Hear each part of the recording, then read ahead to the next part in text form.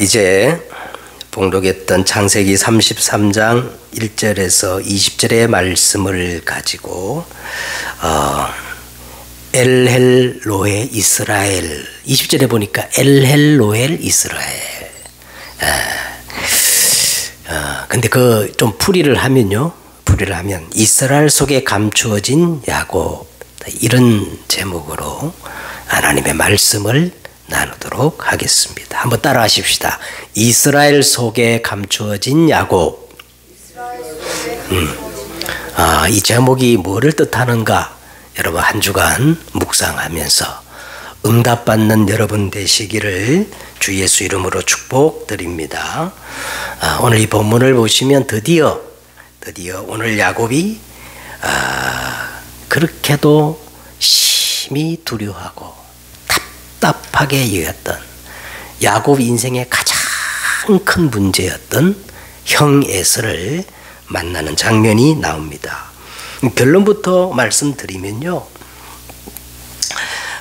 에서가 야곱을 보자마자 먼저 에서가 달려와서 에서의 그 야곱의 목을 어긋맞추고 모든 것을 풀어낸 채 그냥 울잖아요. 울었다 그랬지요. 이것으로 사실 모든 그동안의 갈등은 끝난 겁니다. 하해에 이르기까지 거의 한 20년이 걸렸는데 무엇이 이 하해의 원인이 되었을까요? 야곱과 에서의 이 극적으로 하해가 이루어진 그 시점은 야곱이 에서를 위하여, 에서의 마음을 풀기 위해서 굉장히 많은 그 예물을 준비했는데 이 예물을 드리기 전이에요. 그죠? 예물과 상관없이 에서가 먼저 야곱을 보고 달려와서 목을 어긋맞추고 한없이 이제 우는 장면으로 하해가 끝나버린 겁니다. 여기에 보면 형님, 제가 잘못했습니다. 용서해 주십시오. 그렇게 사과했다는 어떤 언급이나 제스처가 전혀 없어요. 분명히 에서가 처음에는 야곱을 해하려고 400군사를 거느리고 이끌고 오다가 급격한 심경의 변화를 일으킨 것이 틀림없습니다. 그 원인이 뭘까? 누가 에서의 마음을 그렇게 녹였어요? 그렇죠. 하나님이 에서의 마음을 움직인 겁니다. 허벅지 그 관절뼈가 어긋나가지고 쩔뚝쩔뚝거리고 오는 그 야곱을 보는 순간 분노로 가득했던 그 에서의 마음이 눈 녹듯이 녹아버리고 야곱을 긍휼히 여기는 마음이 생겨가지고 먼저 달려와서 목을 어긋맞추고 그렇게 우는 거예요. 이 울음으로 야곱 인생의 가장 큰 문제가 사실 끝난 거지요. 자, 그래서 여러분 32절을 보시면 그동안 야곱이 형 에서의 마음을 풀려고 얼마나 많은 것들을 준비하고 대책을 세우고 노력했겠습니까? 그런데 야곱이 준비한 선물을 보고 에서가 오늘 뭐라고 하느냐 하면 그만 됐다. 내 동생아 도로 넣어두라. 나도 넉넉하다 그럽니다. 야곱이 준비한 그 노력이 얼마나 무색합니까? 에서가 한 방에 야곱의 모든 것들을 무력화시키는 거예요. 여러분, 우리가 정말 하나님을 신뢰하고 믿는다면 인본주의를 쓰면 안 돼요. 그죠? 그동안 이 야곱의 인본주의가 그냥 한 방에 무력화되어지는 거예요. 누가 그렇게 하셨어요? 하나님이 그렇게 하셨어요. 자, 오늘 이제 먼저 서론을 보시면, 오늘 이 33장을 쭉 읽어보시면, 야곱이 그 야복 나루트에서 천사와 씨름하다가 이제는 다시는 야곱이라 하지 말고 뭐라 부르겠어요? 이스라엘이라. 이 말은요, 이제는 신분이 바뀐 거야. 내가 이제 내 인생을 주관하고 다스리고 통치하겠다, 이 뜻이 이스라엘이거든요. 그래서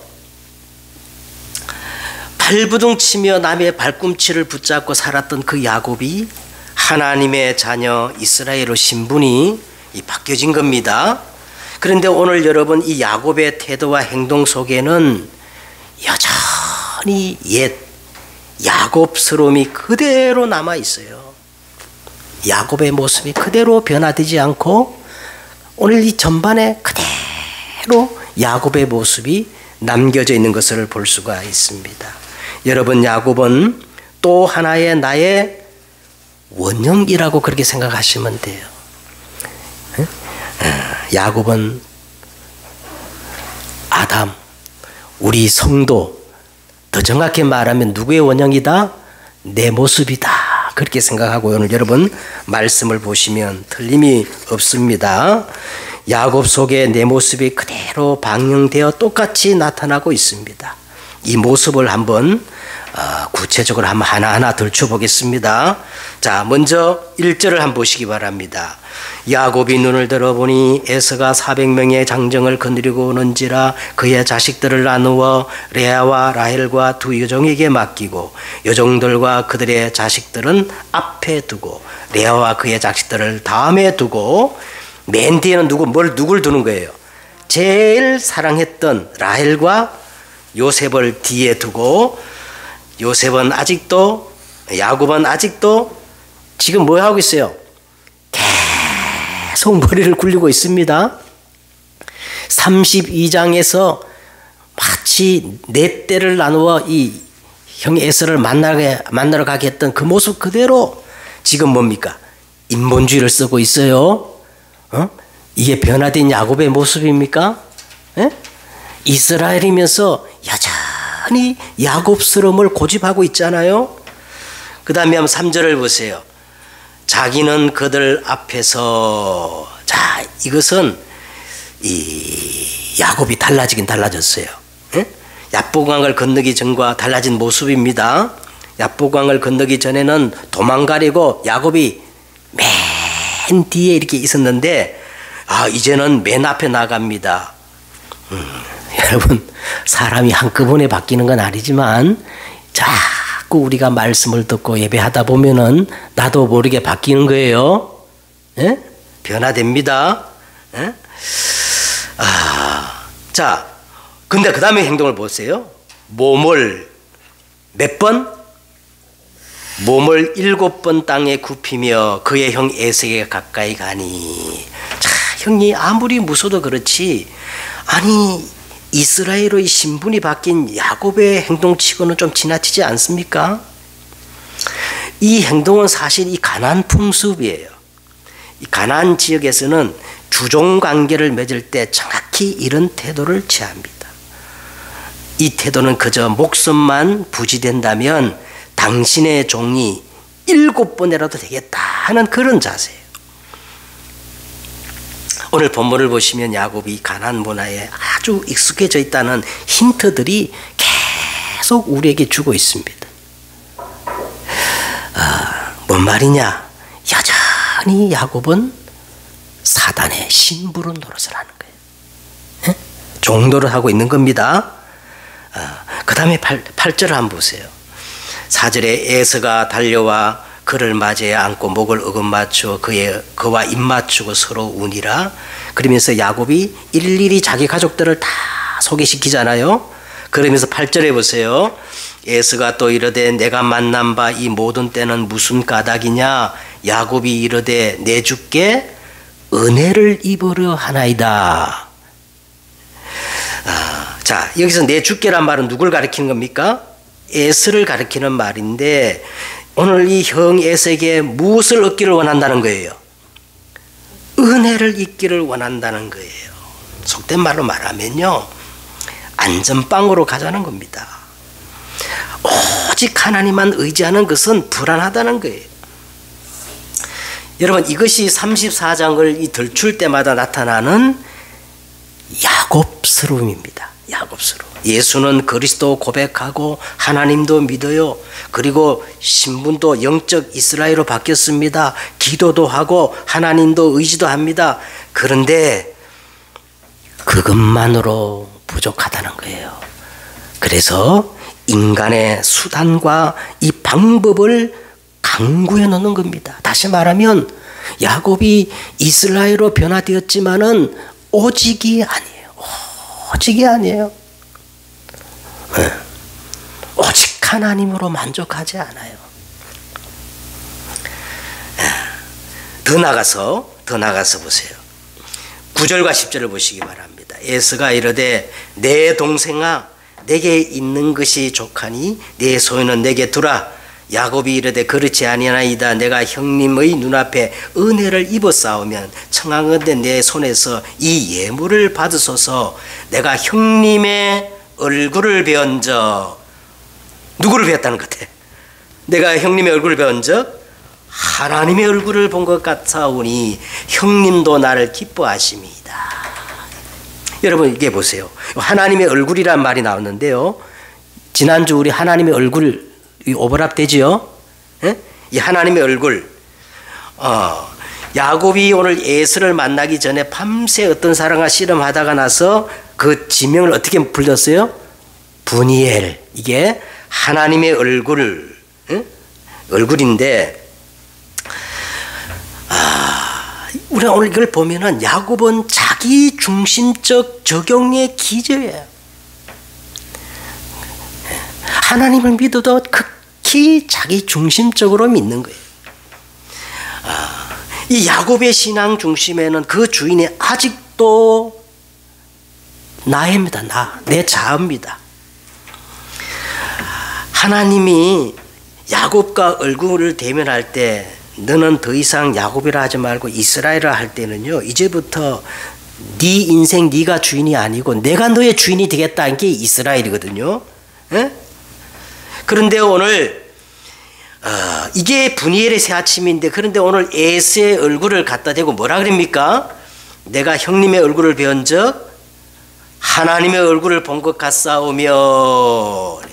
왜 그러냐면 에서의 마음이 이제 확 풀렸거든요. 다시 말하면 지금 세상에서 뭔가 막 되어지는 거예요. 에? 그렇게 막 안 되던 것들이 막 세상적으로 뭐가 막 풀려지고 말이지요. 지금 야곱은 에서를 넘어 사실 누구의 얼굴을 봐야 돼요? 하나님의 얼굴을 봐야 되지요. 막 세상적으로 내가 뭐가 된다.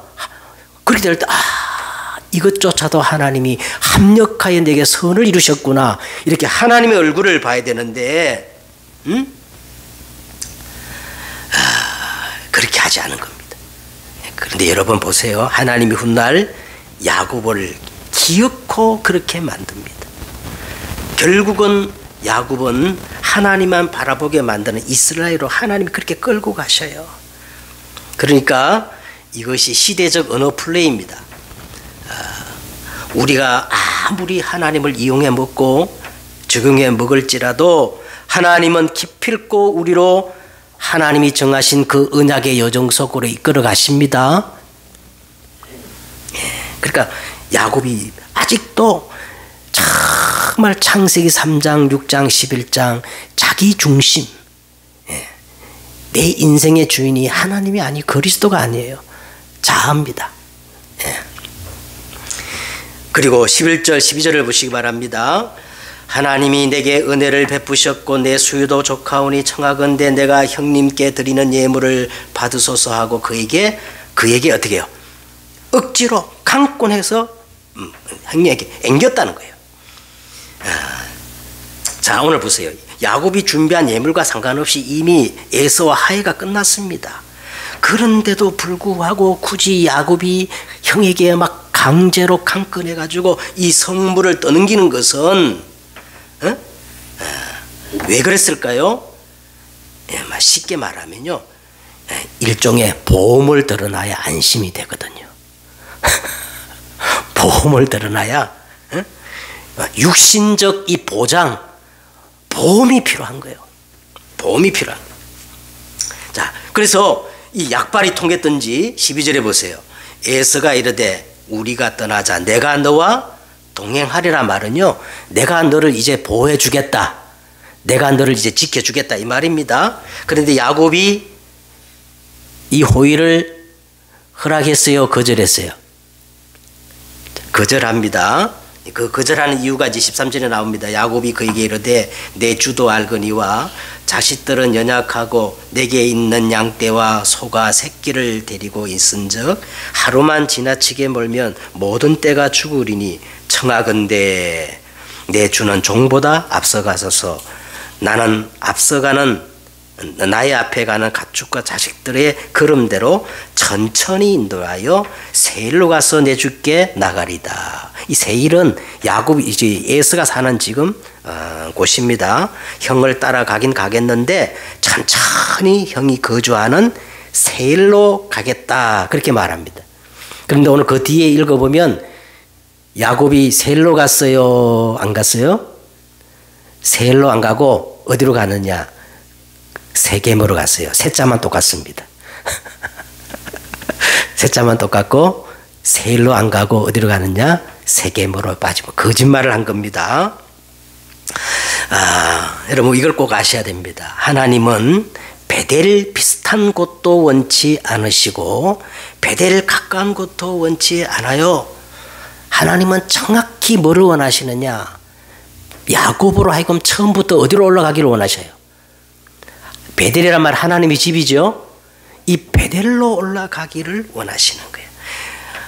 하나님은 항상 우리에게 정확한 의도를 가지고 계십니다. 그런데 우리는 늘 베델 비슷한 곳, 베델 근처 이런 것을 좋아해요. 계속 야곱은 야곱스러움을 지금 내려놓지 못하고 있습니다. 어디까지 가느냐면 자 16절 한번 보시기 바랍니다. 16절 이날에 에서는 세일로 돌아가고 야곱은 숫곳에 이르러 누구를 위하여? 자기를 위하여 집을 짓고 그의 가축을 위하여 우리간을 지음으로 그 땅 이름을 숫곳이라 부르더라. 그리고 하나님은 이제 야곱의 총 인생을 한 문장으로 정리하는 그런 말씀을 이렇게 하는데 18절에 보세요. 야곱이 밧단 아람에서부터 어떻게? 평안히 가나안 땅 세겜 성읍에 이르러 그 성읍 앞에 장막을 치고. 자, 밧담 아람에서부터 야곱이 어떻게 가나안 땅에 돌아왔다는 거예요? 평안히. 누가 인도하셨다는 겁니까? 하나님이 그렇게 걸음을 인도하셨다는 거예요. 그런데요, 이 하나님은 원래 야곱을 평안히 돌아오도록 처음부터 약속하셨고 모든 것들을 그렇게 계획하셨어요. 야곱은 그저 이 하나님의 언약을 붙잡고 누리고 기다리며 정확한 인도를 받으면 되는데, 그런데 야곱은 그동안 막 발부둥 치며 혼자 막 날뛴 거예요. 혼자 겁을 먹었다가 혼자 답답해가지고 혼자 인본주의 쓰고 모든 것을 통해서 한마디로 말하면 혼자 난리 부르스를 친 겁니다. 그래서 19절에 보세요. 그가 장막을 친 밭을 세겜의 아버지 하몰의 아들의 손에서 100 크시타로 샀으며. 자, 하나님은 처음부터 어디로 올라가기를 원하시는 거예요? 하나님의 집 베델로 처음부터 올라가라 그렇게 하셨는데, 오늘 이 야곱이 세겜에서 밭을 샀다는 말은요, 이거 다른 겁니다. 밭을 사가지고 거기에서 장막을 탁 쳤다는 말은요, 거기서 눌러 앉아가지고 이제 뭐 하겠다는 거예요? 세겜에서 눌러 앉아가지고 살겠다는 거예요. 다시 말하면요, 야곱이 이제 어디까지 가느냐 하면 목적이 바뀌어버린 거예요. 목적이 바뀐 겁니다. 자, 목적을 잃어버린 거예요. 그러면서 20절을 한번 보겠습니다. 다 같이 읽겠습니다. 20절. 거기서 뭐를 쌓았어요? 세겜에서 제단을 쌓고 그 이름을 엘렐로의 이스라엘이라 불렀더라. 자, 그 엘렐로의 이스라엘 그 밑에 그 풋노트 밑에 그 보면은 이렇게 풀이했습니다. 이 엘렐로의 이스라엘이 무슨 뜻입니까? 하나님, 이스라엘의 하나님. 야, 보세요. 드디어 야곱이 하나님께 제단을 쌓고 예배하면서 그동안 고백하지 못했던 야곱이 계속 신앙 고백하면서 아브라함의 하나님, 우리 아버지 하나님까지 고백했는데 뭐를 고백하지 못했어요? 나의 하나님을 고백을 못했는데 드디어 여기서 뭐라고 고백하느냐? 하나님, 이스라엘의 하나님 하나, 나의 하나님이라고 이게 고백을 하는 겁니다. 예? 야, 예배를 딱 드리면서 하나님, 나의 하나님이라고 고백하는데 여러분 느낌이 어떻게 듭니까? 얼핏 보면은 가나안 땅까지 편안하게 돌아오기 위해서 하나님께 감사와 영광을 돌리며 하나님을 예배하는 것처럼 그렇게 들리지 않습니까? 안 그래요?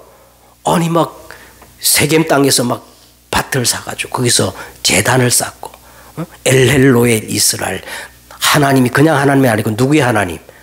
나의 하나님, 나의 하나님이라고 다 고백하는 거 보니까 드디어 야곱이 철이 들어가지고 이제 제대로 하나님을 고백하는가 싶는데 절대 그러지 않아요. 우리는 이 종교적 언어에 많이 속습니다. 왜냐하면 우리도 야곱과 같은 똑같은 성향이기 때문에 속아버리는 거예요. 속아버리는. 오늘 야곱이 정말로 하나님께 제단을 쌓고 엘렐로의 이스라엘, 나의 하나님이라고 이 진정한 고백이 맞다면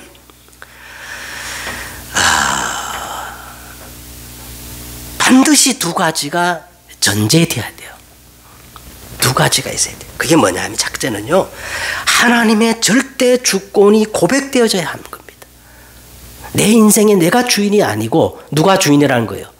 하나님이 주인 되심에 대한 절대 주권이 고백돼야 되고, 그리고 지금 이 세겜 땅 가나안 땅과 구별된 거룩이 전제돼야 되는 거예요.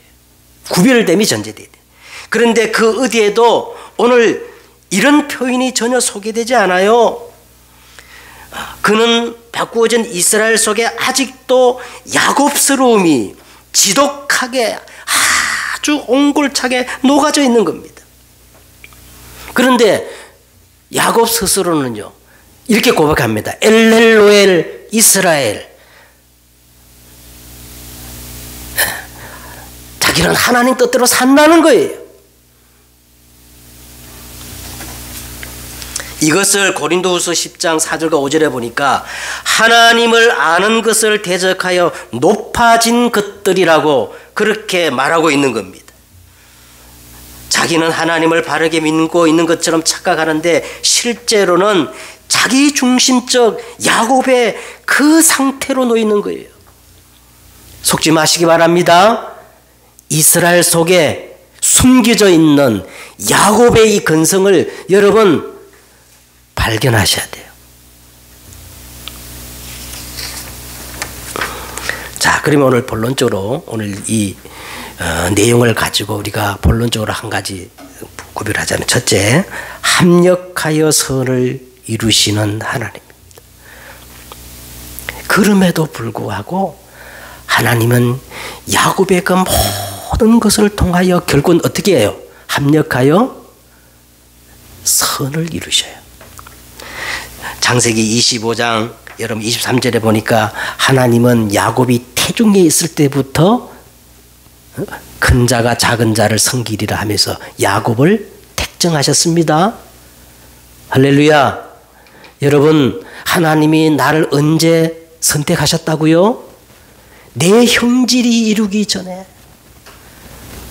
영세 전에 하나님이 나를 구원하시기로 작정하셨다는 거예요. 네?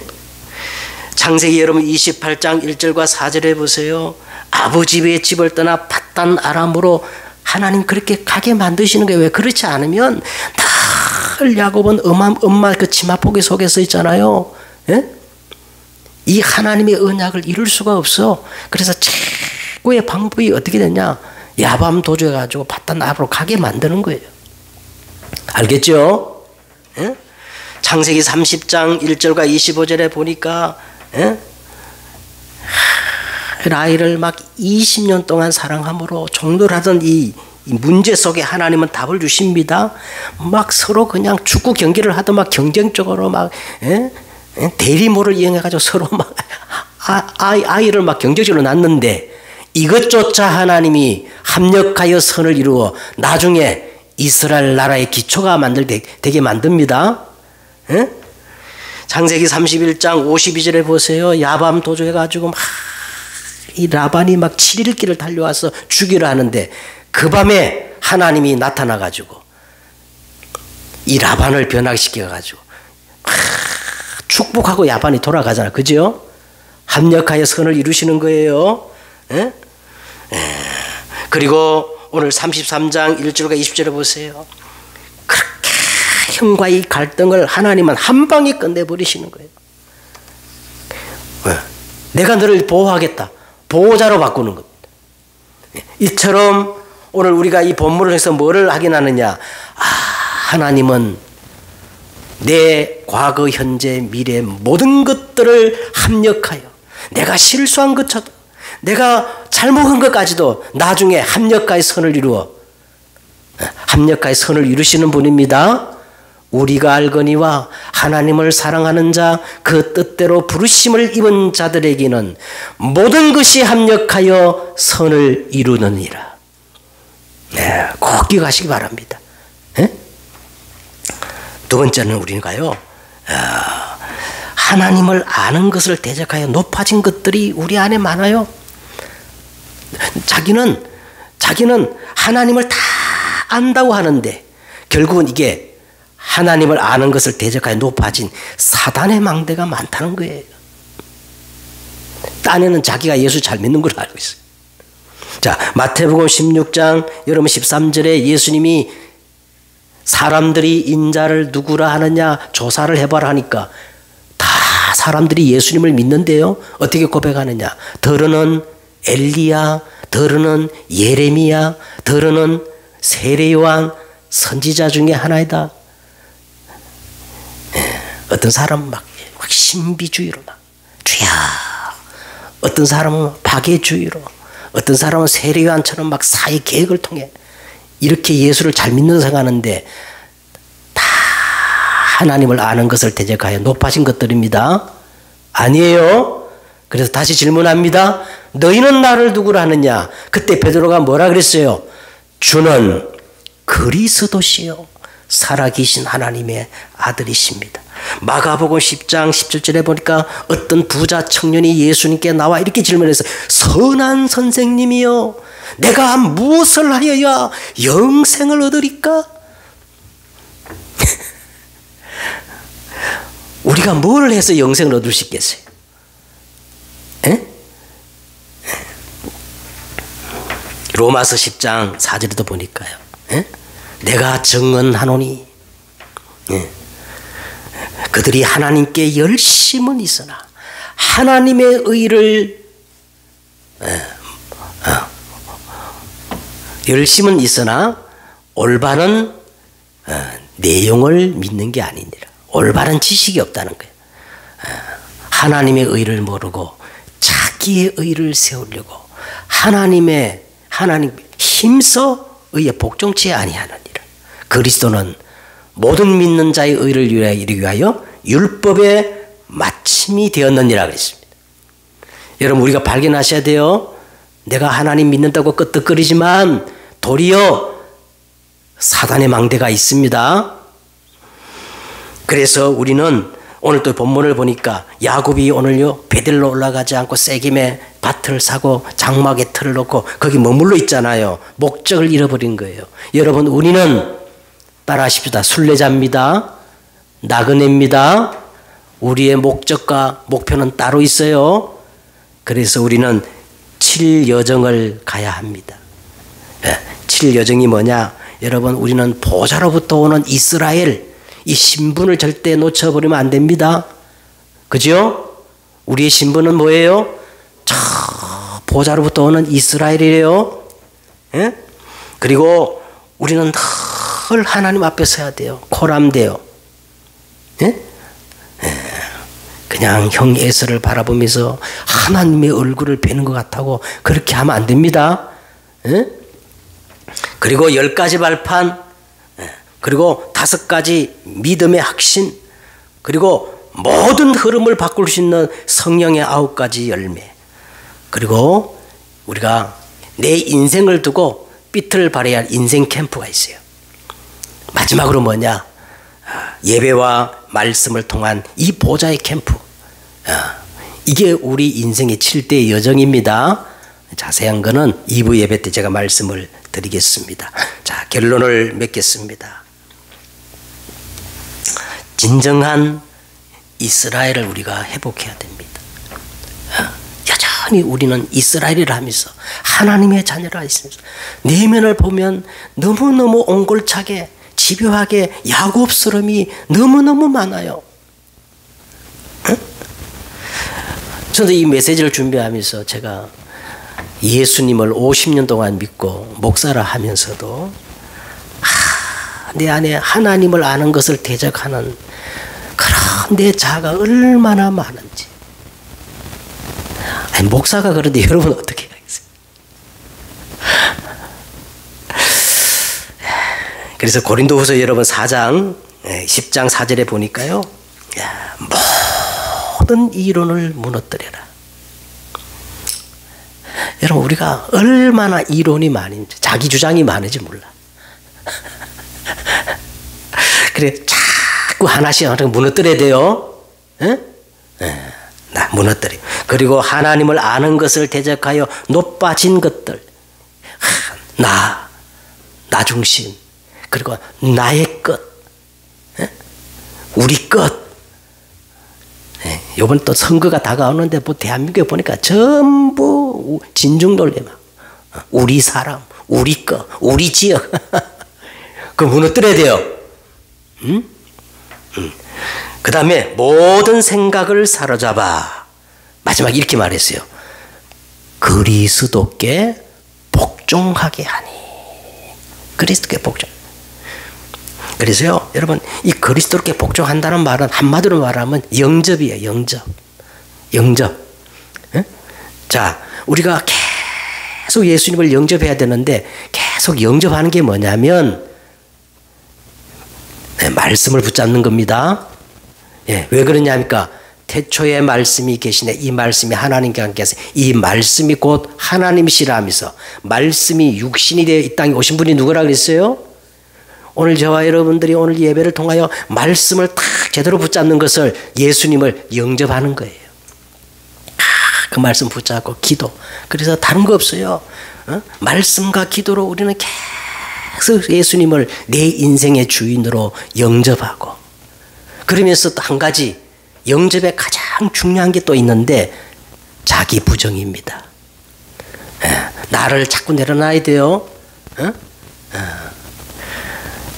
내 속에 가장 사단의 망대가 뭡니까? 나라는 거예요. 내 생각, 내 방법, 내 고집. 그래서 사단이 처음에 하와를 유혹할 때 어떻게 했어요? 이 선악과를 네가 먹는 날에는 네 눈이 밝아져. 어떻게 해요? 네가 하나님이 될 거야. 네가 하나님처럼 해. 네 인생 네가 하나님이 돼. 네 마음대로 살아.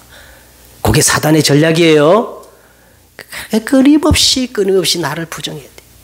그만큼 그리스도가 내 안에 뭐가 되지요? 주인이 되는 겁니다. 왕도가 없어요. 야곱도 보세요. 야곱이 처음부터 이스라엘로 확 바뀌는 게 아니야. 서서히 이제 창세기 50장에 가면요, 진짜 야곱이 이스라엘이 되는 거예요. 할렐루야. 한 주간 여러분 승리하는 여러분 되시기를 주 예수 그리스도의 이름으로 축복드립니다.